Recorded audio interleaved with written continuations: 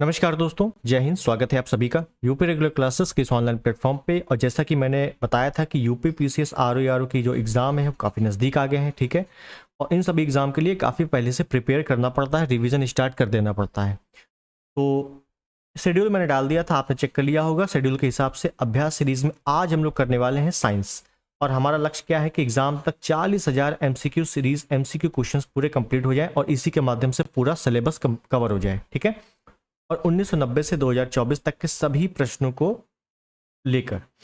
तो साइंस में हम लोग आज करने वाले हैं फिजिक्स, और ये फिजिक्स की साइंस की ये पहली क्लास रहेगी। और आपको पता है कि आरओ में खासकर बताऊं, जो 11 फरवरी को पेपर हुआ था, इसमें आपने देखा होगा साइंस में सबसे ज़्यादा फिजिक्स का पोर्शन आया था, सबसे ज़्यादा। हालांकि कई लोग बोल रहे थे बायोलॉजी का आएगा, लेकिन और बायोलॉजी का लगभग आता भी है, लेकिन इस बार आया क्या था, फिजिक्स आई थी, ठीक है। तो उसी के अनुसार हम लोग पूरा करेंगे, फिजिक्स को अच्छे से पढ़ेंगे, बायोलॉजी को अच्छे से पढ़ेंगे, और केमिस्ट्री को भी थोड़ा बहुत ठीक ठाक पढ़ लेंगे, लेकिन फिजिक्स और बायो पे थोड़ा सा ज़्यादा फोकस रहेगा, ठीक है। तो चलिए शुरुआत करते हैं सेशन की। उससे पहले अगर आप चैनल पर नए हैं, सब्सक्राइब कर देना, वीडियो को लाइक कर देना और शेयर कर देना। तो पहला क्वेश्चन बहुत ही सिंपल क्वेश्चन, चूंकि पहली क्लास है तो इस वजह से जो पहला चैप्टर है वो मात्रक वाला है। बहुत ही सिंपल सिंपल क्वेश्चन लेकर चलेंगे जो ज़्यादातर आते रहते हैं एग्जाम में। तो पहला क्वेश्चन ये रहा, और बहुत ही अच्छे से आंसर देना है इसके बारे में। क्या कह रहा है, पढ़ेंगे कि कौन सा सुमेलित नहीं है। और आपको इसी टाइप के क्वेश्चन देखने को मिलेंगे, कौन सा सुमेलित नहीं है, या मिलान करने को आ जाएगा किसमें, जो मात्रक वाले क्वेश्चन होते हैं ना, मात्रक वाले, उन सभी में, ठीक है। तो देख लेते हैं जैसे। और आपने पढ़े, थोड़ा बहुत फिजिक्स पढ़ाई होगा, तैयारी कर रहे हो तो पढ़ाई होगा, ठीक है ना। तो बस उसी का रिवीजन करना है अच्छे से। तो कौन सा सुमेलित नहीं है, किलोवाट आवर विद्युत का, गुणक रक्त का, सेल्सियस ताप का, या रेक्टल स्केल आर्द्रता का। तो हमसे एक तरीके का मात्रक पूछ रहा है कि किलोवाट आवर किस में मापा जाता है, विद्युत का मात्रक है क्या। तो भाई साहब नहीं, सॉरी, ये तो सही है। कौन सा सुमेलित नहीं है, हाँ ये बिल्कुल सही है, किलोवाट आवर। किलोवाट आवर का मतलब है KWH। KWH जब आपके घर में मीटर लगा हुआ है ना, मीटर, उसकी बिजली किस में काउंट होती है, KWH में तो काउंट होती है। तो वो क्या है, विद्युत का मात्रक है, बिल्कुल सही है। सेल्सियस जो टेम्परेचर होता है वो किस में मापते हैं, सेल्सियस में तो मापते हैं, ये तो नॉर्मल सी चीज़ है। गुणक रक्त, अब ये आपको समझ में नहीं आएगा, लेकिन जब आप इसको देखोगे कि रेक्टेल स्केल किस में मापते हैं, सॉरी रेक्टेल स्केल से क्या मापते हैं, इससे मापते हैं भूकंप, भूकंप। इस वजह से ये आर्द्रता इसका नहीं होगा, तो ऑप्शन डी बिल्कुल सही है, क्योंकि ये सुमेलित नहीं है। अच्छा, आर्द्रता की बात कर ले, अगर आर्द्रता की बात कर ले तो ये आर्द्रता कैसे मापी जाती है, हाइग्रोमीटर। इसमें भैया हाइग्रोमीटर। वायुमंडल की आर्द्रता कैसे मापी जाती है, हाइग्रोमीटर। बहुत अच्छे से याद रख लेना है। अच्छा, ये गुणक और रक्त क्या है, इसके तो सही होगा ना इसके हिसाब से। तो गुणक रक्त है क्या, गुणक जब आप इंग्लिश में देखोगे ना इसी क्वेश्चन को, तो गुणक लिख के आएगा फैक्टर। और आपने ब्लड में जरूर पढ़ा होगा RH फैक्टर। RH फैक्टर किसका होता है, ब्लड में तो रिलेटेड होता है। तो इस वजह से ऑप्शन सी यहाँ पर सही है।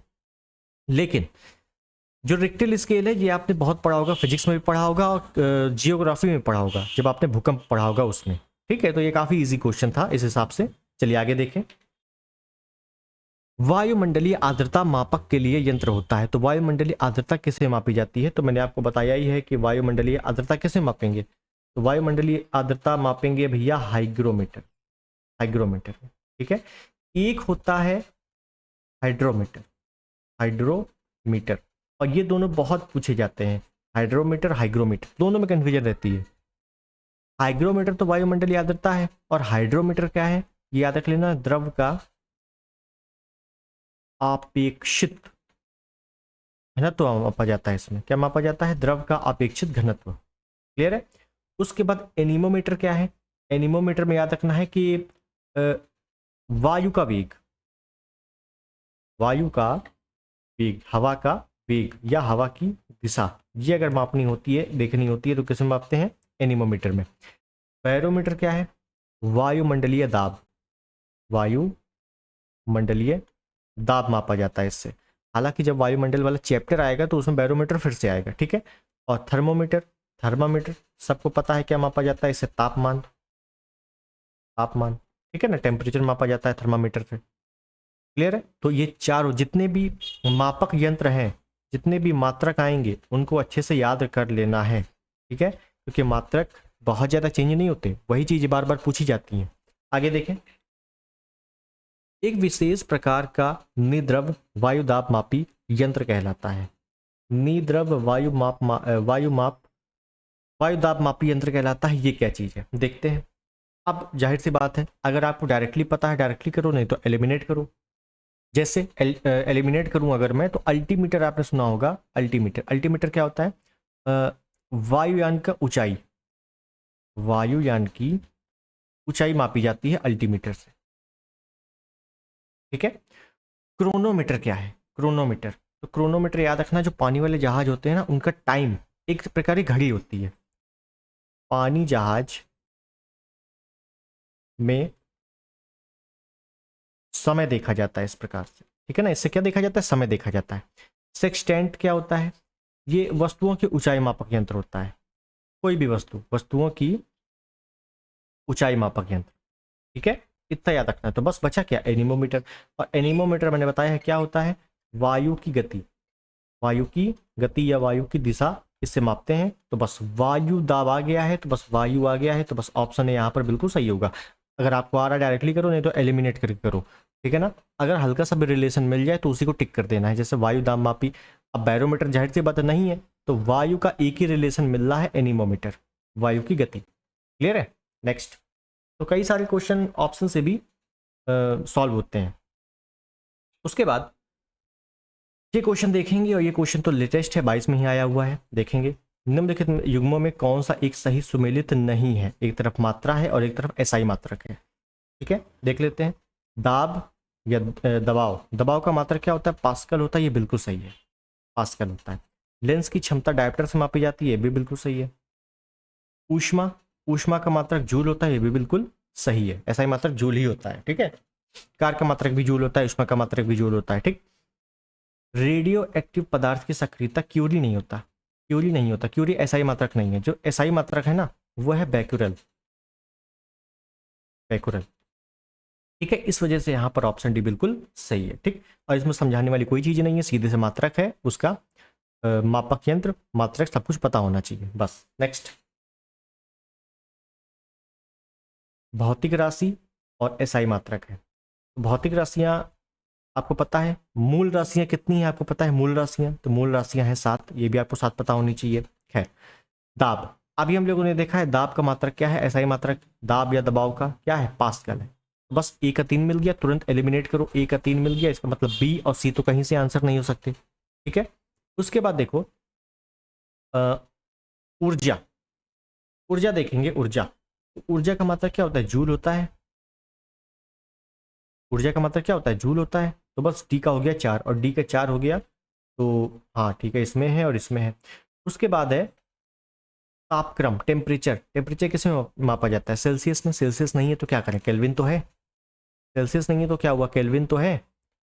केल्विन हो गया, फॉरेनहाइट हो गया, रीमर हो गया, सेल्सियस हो गया, और ये सभी से क्या मापते हैं? ताप ही तो मापते हैं। तो सी का हो गया 2 और सी का 2 जैसे ही हो गया, तो बस option D is the right, ठीक है ना। तो बल, बल का मात्रक क्या होता है? न्यूटन होता है, ये तो आपने बचपन ही पढ़ा है।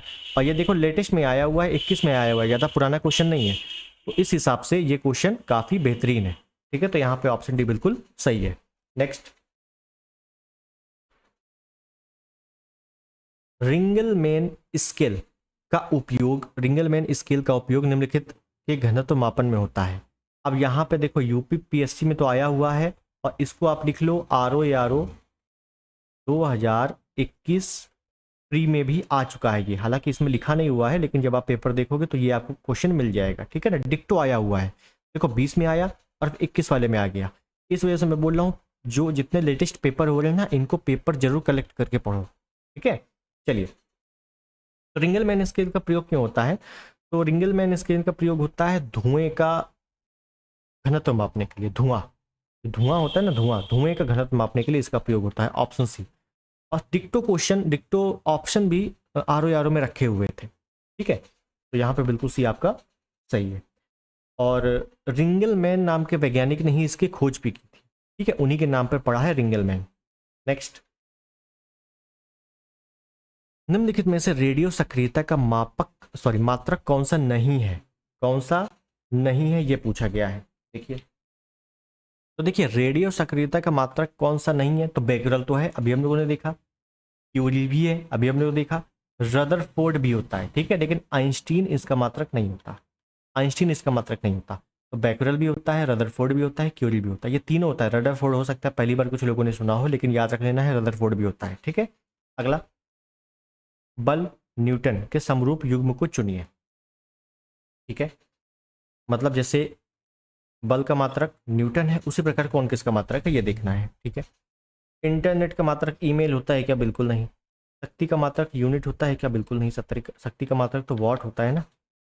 आयतन का मात्रक मीटर होता है? बिल्कुल नहीं। धारा का मात्रक एम्पियर? बिल्कुल सही।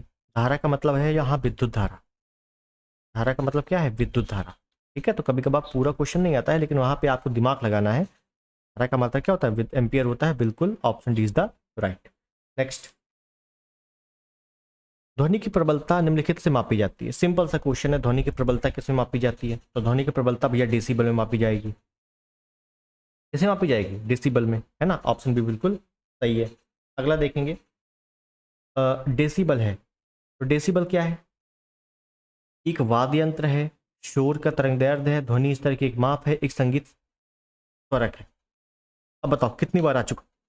मल्टीपल टाइम रिपीटेड क्वेश्चन है। और डेसिबल क्या है? ध्वनि का मात्रक होता है ना, ध्वनि को मापा जाता है इसमें। ऑप्शन सी, ध्वनि को क्या किया जाता है? माप की जाती है। Option C is the right.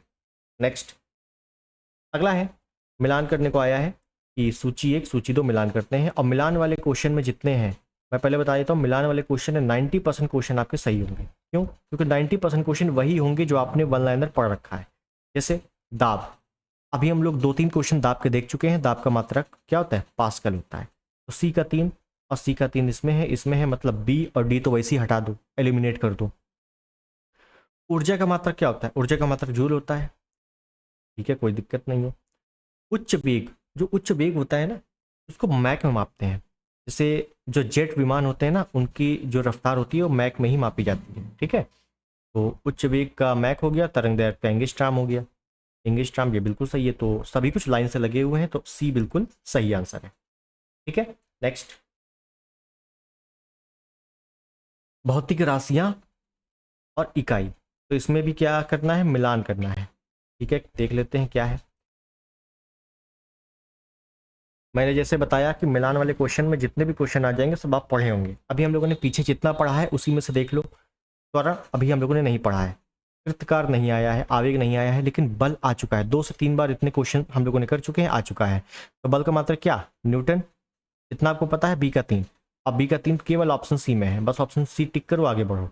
वहां पे कोई भी ऐसा क्वेश्चन आएगा ही नहीं मिलान वाले में जो आपको ज्यादा कंट्रोवर्सी करे, ठीक है। आपको 1 या 2 आ ही रहे होंगे, और 1 या 2 आ गए तो बस पूरा क्वेश्चन आपका बन जाएगा, ठीक है। नेक्स्ट, पारसेक इकाई है। पारसेक किसकी इकाई है ये पूछा जा रहा है। तो देखिए, पारसेक इकाई होती है दूरी, ठीक है। आपने 3 चीजें पढ़ी होंगी। एक एक पढ़ा होगा खगोलीय दूरी, खगोलीय दूरी। एक पढ़ा होगा प्रकाश वर्ष, प्रकाश वर्ष, लाइट ईयर्स। एक पढ़ा होगा पारसेक। तो याद रखना है ये तीनों किसके मात्रक है? दूरी के, ठीक है। अब पारसेक जो है ना, ये दूरी का सबसे बड़ा मात्रक है, दूरी का सबसे बड़ा मात्रक है, ठीक। ये आपको पॉइंट याद रखना है। खगोलीय दूरी, प्रकाश वर्ष, पारसेक, ये तीनों दूरी के हैं, ठीक है। नेक्स्ट, लंबाई की सबसे छोटी इकाई है। अच्छा, लंबाई की सबसे छोटी इकाई क्या है? माइक्रोन, परमीमीटर, नैनोमीटर, पिकोमीटर, एंगस्ट्रॉम, यही आपसे बार बार रिपीटेड होते हैं क्वेश्चन। इनमें से सबके पता होने चाहिए अलग अलग। जैसे माइक्रोन की बात करूं कि 1 माइक्रोन 10⁻⁻6 मीटर, पता होना चाहिए। 1 फर्मीमीटर 10⁻⁻15 मीटर, ये भी पता होना चाहिए।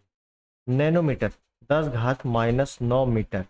जैसे एंगस्ट्रॉम की बात कर ले, ये एंगस्ट्रॉम का सिंबल होता है, एंगस्ट्रॉम -10⁻10, ठीक है। और एक होता है आपका पिकोमीटर, 10⁻12, ठीक। तो ये भी आपको पता होना चाहिए। तो क्या पूछा है? सबसे छोटी इकाई क्या है? तो भाई सबसे छोटी इकाई क्या होगी? देख रहे हो घात, देख रहे हो माइनस लगा है। और अगर आपने बेसिक मैथ पढ़ी है तो आपको ये पता है कि अगर घात में माइनस लगा है तो वो सबसे छोटा होता है।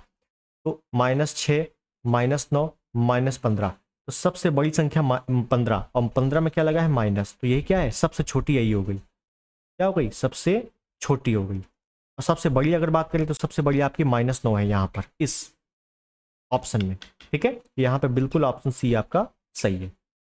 ध्यान दीजिए, अगर हाथ में सबसे बड़ी संख्या है और उसमें माइनस लगा है तो वही सबसे छोटी होती है, ठीक। नेक्स्ट, प्रकाश वर्ष होता है। अब बताइए प्रकाश वर्ष क्या होता है, मैं आपको बता ही चुका हूं। प्रकाश वर्ष पहले तो दूरी का मात्रक है प्रकाश वर्ष, और वह वर्ष जिसमें सूर्य का प्रकाश अधिकतम रहा हो, बिल्कुल नहीं। वह वर्ष जिसमें कार्यभार हल्का रहा हो, बिल्कुल नहीं। सूर्य पृथ्वी के बीच की औसत दूरी, बिल्कुल नहीं। प्रकाश द्वारा एक वर्ष में चली गई दूरी, ऑप्शन सी, प्रकाश द्वारा एक वर्ष में चली गई दूरी को ही प्रकाश वर्ष कहते हैं। और हालांकि इसका पूछा नहीं जाता है कितने मीटर होता है, लेकिन फिर भी लिख लो कि एक प्रकाश वर्ष किसके बराबर होता है, तो 9.46 इंटू 10⁻15 मीटर, कितना होता है 9.46 इंटू 10⁻15 मीटर, ये प्रकाश वर्ष का आंकड़ा है, ठीक है। और ये देखो आर में भी आ चुका है, तो इंपॉर्टेंट क्वेश्चन। नेक्स्ट, निम्नलिखित में से कौन सुमेलित नहीं है, कौन सा सुमेलित नहीं है, देख लेते हैं कौन सुमेलित नहीं है। अब देखो जितना पढ़ा है उसी में से देखो, हम लोगों ने कितने क्वेश्चन कर लिए, लगभग 15-16 के करीब कर लिए, बस उसी में से देखो। हमें नॉट के बारे में पढ़ा है क्या, बिल्कुल नहीं। नॉटिकल मील पढ़ा है, बिल्कुल नहीं। एंगस्ट्रॉम पढ़ा है, बिल्कुल नहीं। प्रकाश वर्ष पढ़ा है, बिल्कुल हाँ। क्या होता है दूरी का मात्रक। क्या लिखा हुआ है समय मापन, समय का मात्रक है क्या, नहीं दूरी का मात्रक है, ये गलत है। और क्या पूछा है सुमेलित नहीं है, तो बस ऑप्शन डी सुमेलित नहीं है, option D is the right. Simple question है। नॉट, नॉटिकल मील, एंगस्ट्रॉम नहीं भी पता है तो भी आप कर लोगे, लेकिन फिर भी देखो नॉट क्या होता है, जहाज के चाल की माप की इकाई होती है नॉट। और नॉटिकल मील क्या होता है, नौ संचालन में प्रयुक्त दूरी की इकाई, ठीक है ना, कितनी दूरी हो गई। जैसे कल जियोग्राफी वाले में मैंने बताया था, जैसे 12 नॉटिकल मील प्रादेशिक सीमा है ना, नॉटिकल मील, ये नॉटिकल मील क्या है, कितनी दूरी है टोटल समुद्र में, हम कितना चल चुके हैं, तो वो क्या है 12 नॉटिकल मील। तो नॉटिकल मील क्या होता है, नौ संचालन में प्रयुक्त दूरी जो होती है वही नॉटिकल मील होती है। एंगस्ट्रॉम तरंग दैर्ध्य का मात्रक होता है, एंगस्ट्रॉम तरंग दैर्ध्य की इकाई होती है, ठीक है। नेक्स्ट, इलेक्ट्रॉन वोल्ट इकाई होती है, इलेक्ट्रॉन वोल्ट, तो इलेक्ट्रॉन वोल्ट किसकी इकाई होती है, तो याद रख लेना है ऊर्जा की, ठीक है ना। सिंपल क्वेश्चन आ जाते हैं कभी कभी, और इनको डायरेक्टली रट लिया करो, 2-3 बार पढ़ लोगे तो आराम से समझ में आ जाएगा। इलेक्ट्रॉन वोल्ट किसकी इकाई होती है, ऊर्जा की। और कभी भी मापन हो गया या मात्रक हो गया, बहुत सारे मात्रक हैं, सभी तो याद कर नहीं सकते, इस वजह से जितना ज़्यादा हो सके पीवाईक्यू और एक्सपेक्टेड क्वेश्चन को याद कर लो, उसी में से आ जाती चीज़ें, बहुत ज़्यादा इसमें बढ़ने की जरूरत नहीं है। नेक्स्ट, निम्नलिखित एसआई यूनिटों में कौन सी सही सुमेलित नहीं है, ठीक है, देख लेते हैं नहीं है। तो अगर हम देखेंगे कार, तो कार का मात्रक तो जूल होता है, बिल्कुल सही है। ऊर्जा का मात्रक भी जूल होता है। द्रव्यमान, द्रव्यमान का मात्रक किलोग्राम होता है, ये भी बिल्कुल सही है। बल को न्यूटन में मापते हैं, ये भी बिल्कुल सही है। लेकिन दाब को डाइन में नहीं मापते। दाब दाब कैसे मापते हैं, पास्कल में। डाइन क्या होता है, 1 जूल बराबर 10⁵ डाइन। तो डाइन का संबंध जूल से है, तो यानी कि जूल का एक मात्रक क्या है, डाइन भी है, ठीक है। और एक मात्रक होता है अर्ग, अर्ग क्या होता है, 1 जूल बराबर 10⁵ अर्ग। तो अर्ग आ जाए डाइन आ जाए, ये दोनों जूल से ही संबंधित हैं, ठीक है, याद रख लेना। नेक्स्ट, सूची 1 सूची 2 मिलान करना है, करते हैं, कोई दिक्कत नहीं है। क्यूसेक, बाइट, रिक्टल, बार, ठीक है। हमने रिक्टल देखा है पहले ही क्वेश्चन में, क्या होता है रिक्टल, भूकंप की तीव्रता मापी जाती है। सी का 2 इसमें है और इसमें है, तो ए हटा दो, टी हटा दो, ठीक है। अब आपने बाइट पढ़ा होगा, किलोबाइट, मेगाबाइट, किससे संबंधित है, इलेक्ट्रॉनिक चीज है ना। अब इलेक्ट्रॉनिक क्या है, यहाँ पे कंप्यूटर है, तो बस बाइट को कंप्यूटर से जोड़ दो, बी का 4, ये option B is the right. बताओ क्या दिक्कत है, अब देख लो बार, बार क्या होता है, दाब, बार किससे संबंधित है, दाब से। बार भी होता है पास्कल भी होता है, ये मत समझ लेना पास्कल बताया था, ये बार भी होता है पास्कल भी होता है। क्यूसेक क्या है, तो द्रव प्रवाह की जो दर है ना, पानी कितना बह रहा है, वो क्यूसेक होता है, ठीक है। नेक्स्ट, सूची एक सूची दो मिलान करना है। मिलान वाले क्वेश्चन बहुत देखने को मिलते हैं इन सब चीज़ों में। क्यों? क्योंकि ये सभी चीज़ें बहुत ही छोटी छोटी होती हैं। अब छोटी छोटी चीज़ें वन लाइनर आपको दे नहीं सकते आर पीसेस परीक्षाओं में। इस वजह से 4 प्रश्नों को जोड़कर आपको ये बना दिया जाता है। ठीक है, देख लो। ध्वनि की तीव्रता, अब बताओ ध्वनि की तीव्रता कई कितनी बार पढ़ चुके हो इसी चैप्टर में? डेसिबल। सी का 4, सी का 4, तो बस ऑप्शन ए में है केवल सी का 4, ऑप्शन इज द राइट। तरंग दैर्ध्य एंगस्ट्रॉम, ये भी पढ़ चुके हो। ऊर्जा का मात्रक जूल होता है और आवृत्ति कैसे मापी जाती है? हर्ट्ज में। ठीक है, ऑप्शन ए बिल्कुल सही है। नेक्स्ट, सूची एक सूची दो मिलान करना है। एक तरफ इकाई है और एक तरफ प्राचल है। ठीक है, वॉट नॉट नॉटिकल मील, देखो अभी हम लोगों ने पीछे देखा है नॉट नॉटिकल मील बिल्कुल लाइन वाइज, तो देख लेते हैं नॉट नॉटिकल मील का मतलब क्या है। तो नॉट, अगर नॉट की बात करेंगे तो क्या होता है? समुद्री जहाज की गति। और नॉटिकल मील क्या होता है? हाँ, नॉटिकल मील क्या होता है? नौ संचालन में चली गई पूरी दूरी क्या होती है? नॉटिकल मील होती है। कैलोरी क्या है? कैलोरी किसे मापते हैं? ऊष्मा को किसे मापते हैं? कैलोरी में मापते हैं। ऊष्मा को किसे मापा जाता है? कैलोरी में। और वॉट, वॉट किसे मापा जाता है? शक्ति में, पावर में। ठीक है, तो क्या हो गया? ए का हो गया 4, ए का 4 हो गया, मतलब ऑप्शन सी बिल्कुल सही है। क्लियर? नेक्स्ट, मेगावाट बिजली को मापने की इकाई है जो, मेगावाट बिजली को मापने की इकाई है जो उत्पादित की जाती है, उपभोग की जाती है, बचत की जाती है, ट्रांसमिशन में हास हो जाती है। तो पहली बात तो देखो बचत तो की नहीं जाती, उसके बाद दिया हुआ है उपभोग की जाती है। हम लोग जो कंज्यूम करते हैं ना, उपभोग, उपभोग का मतलब कंज्यूम, जो हम ले रहे हैं। तो बिजली किस में लेते हैं? हम लोग लेते हैं KWH में, और या तो KWH मीटर लगा होता है, और या आपका जो बिल आता है वो यूनिट के हिसाब से आता है। मेगावाट कहीं पर भी यूज नहीं होता। उत्पादित की जाती है, कितनी उत्पादित की जा रही है वो है मेगावाट। अब फिर जो पहुंचती है वो KWH में पहुंचती है और आपके घर में यूनिट में आती है। ये आपको ध्यान रखना है। तो मेगावाट बिजली क्या होती है? उत्पादित की जाती है, बनाई जाती है। ठीक, नेक्स्ट, ऊष्मा की इकाई निम्नलिखित में से कौन नहीं है? ठीक है, ऊष्मा की इकाई कौन नहीं है? देखो समझो, मैंने बताया था कार का मात्रक क्या होता है? कार का मात्रक होता है जूल। ऊर्जा का मात्रक क्या होता है? जूल। ऊष्मा, ऊष्मा का मात्रक क्या होता है? कहीं कहीं ऊष्मा का मात्रक भी जूल है। ठीक है, तो कंफ्यूजन मत हो जाना, ऊष्मा का मात्रक भी क्या होता है? जूल होता है। तो यहाँ कौन नहीं है? तो देखो जूल है। जूल होता है, ऊष्मा का मात्रक जूल होता है, ये आपको याद रखना है। और 1 जूल बराबर 10 की घात 5 डाइन भी होता है, और 1 जूल बराबर 10 की घात 7 अर्घ भी होता है। मतलब जूल का संबंध अर्घ से भी है, तो ये भी होता है, ऑप्शन सी भी होता है। और ऊष्मा को कैलोरी में मापते ही हैं ऑलरेडी, तो भी तो होगा ही होगा। ठीक है, सेंटीग्रेड नहीं होता। सेंटीग्रेड जहां भी हो जाए ना, सेंटीग्रेड केल्विन, ये सिर्फ और सिर्फ ताप मापते हैं, ताप मापी। ठीक है, तो यहाँ पे कंफ्यूजन हो जाती है कि ऊष्मा और ताप में। याद रखना है, ऊष्मा का मात्रा क्या क्या हो सकता है? जूल हो सकता है, अर्घ हो सकता है, डाइन हो सकता है, कैलोरी हो सकता है। देखिए सेंटीग्रेड यहाँ आ जाएगा तो ये ताप मापी है, और इसके इससे सिर्फ और सिर्फ ताप ही मापा जाता है। ठीक है, नेक्स्ट, किलोवाट घंटा मात्रक है। तो किलोवाट घंटा किसका मात्रक है? नॉर्मल सा क्वेश्चन है। किलोवाट घंटा KWH किसका है? विद्युत ऊर्जा का। जो बिजली आती है ना, विद्युत ऊर्जा, वो किलोवाट घंटे में तो आती है, तो बस। और अगर यूनिट निकालना होता है हमें, अगर यूनिट निकालना होता है, मान लो कभी कभार क्वेश्चन आ जाए, तो क्या होता है? KWH,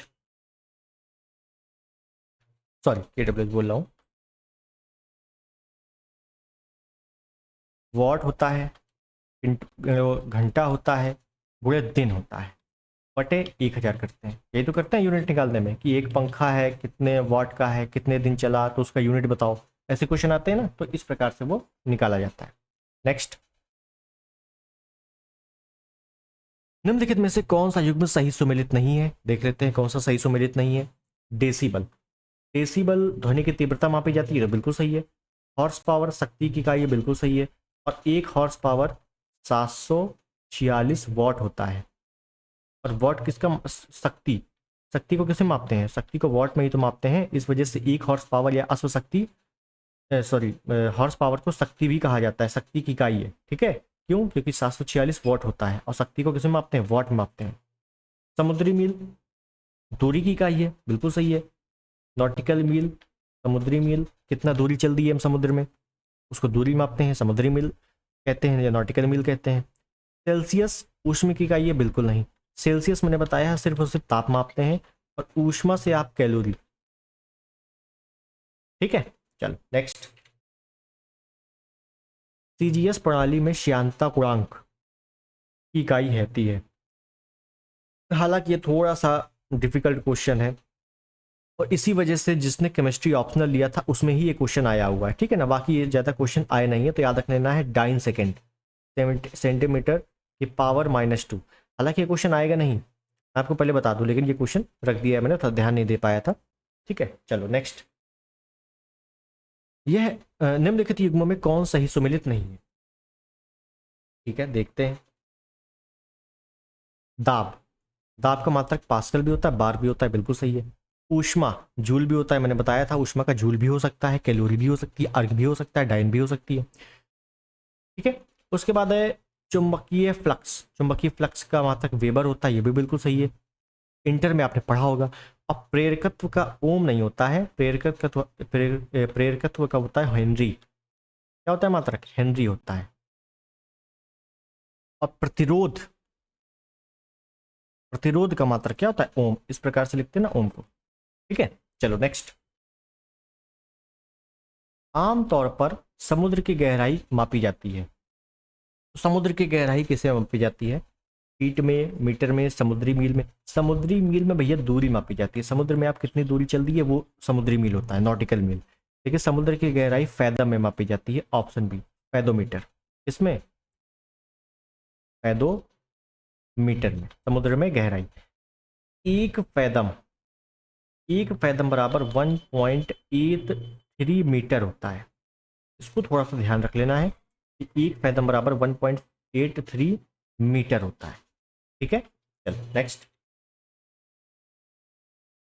हवाई जहाज तथा पोतों की गति नॉट में प्रदर्शित की जाती है, 100 नॉट की गति होगी।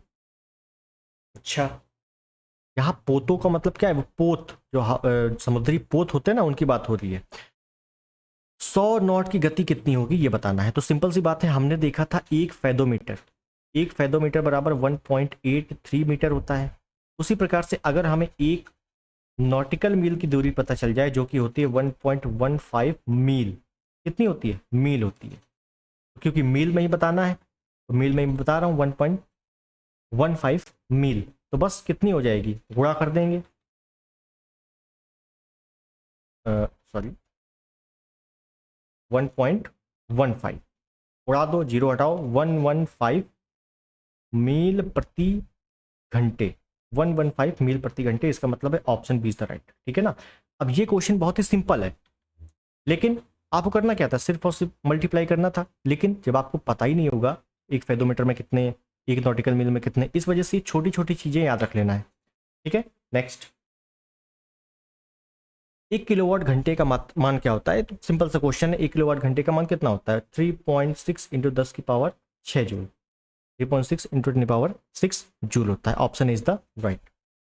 अगला है, तेल का एक बैरल निम्न में से लगभग कितना होता है, तो एक बैरल जो तेल मंगवाते हैं ना इंपोर्ट एक्सपोर्ट में, कि कितने बैरल तेल आ गया, तो एक बैरल में 159 लीटर होते हैं, एक बैरल में 159 litre, option B is the right, याद रख लेना है बहुत अच्छे तरीके से, ठीक है।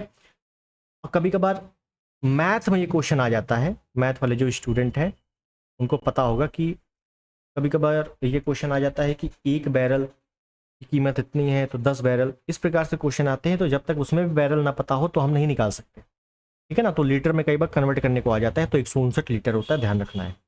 नेक्स्ट, 1 नैनोमीटर बराबर होता है, और हम लोग इसको देख चुके हैं, 1 नैनोमीटर किसके बराबर होता है,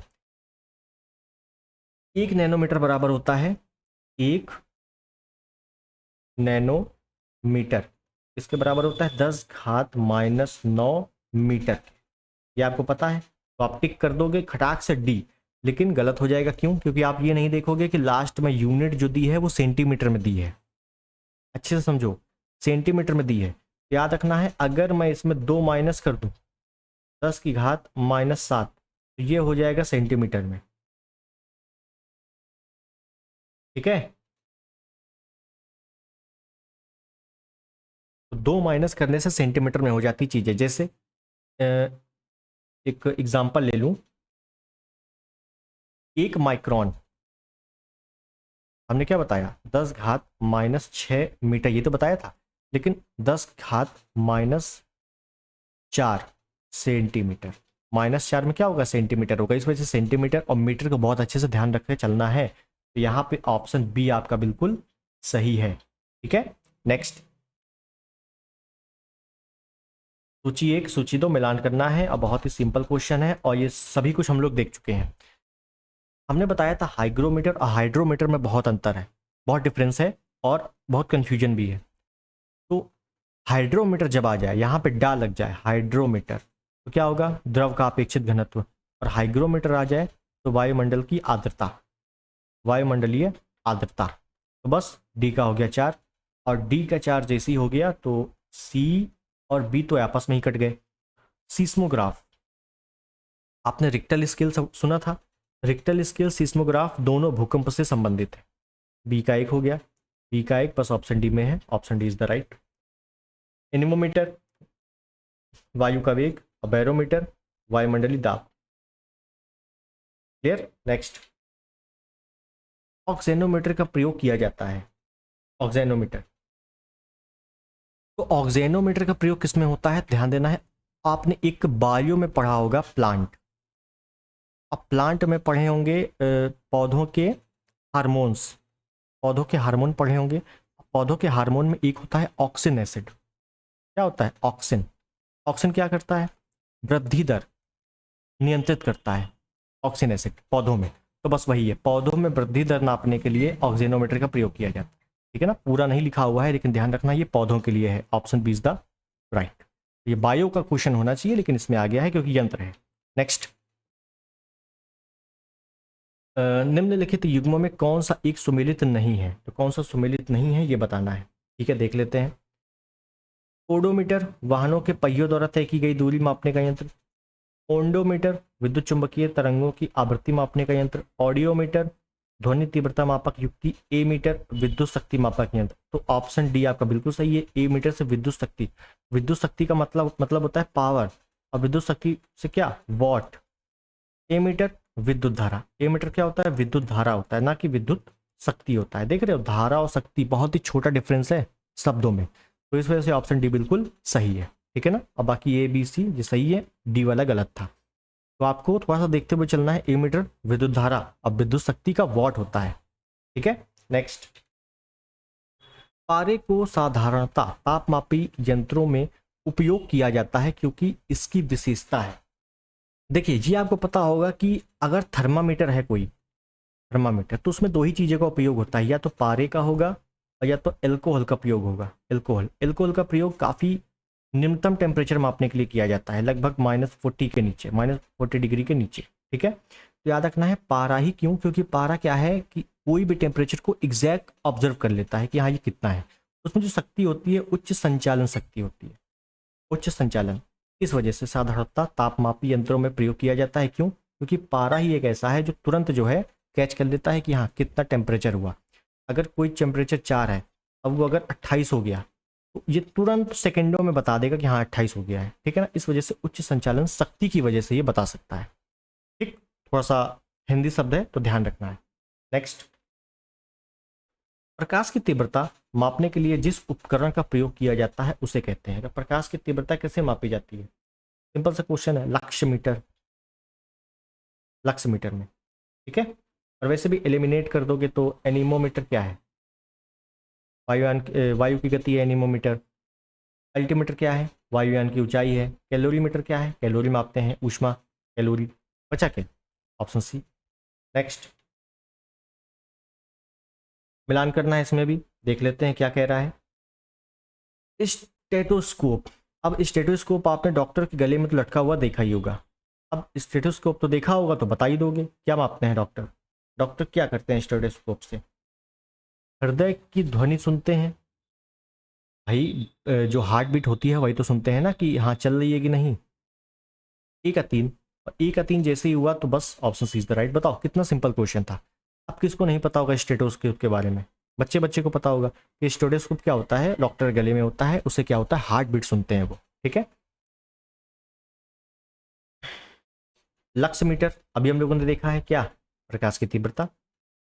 कैरेटोमीटर, कैरेट।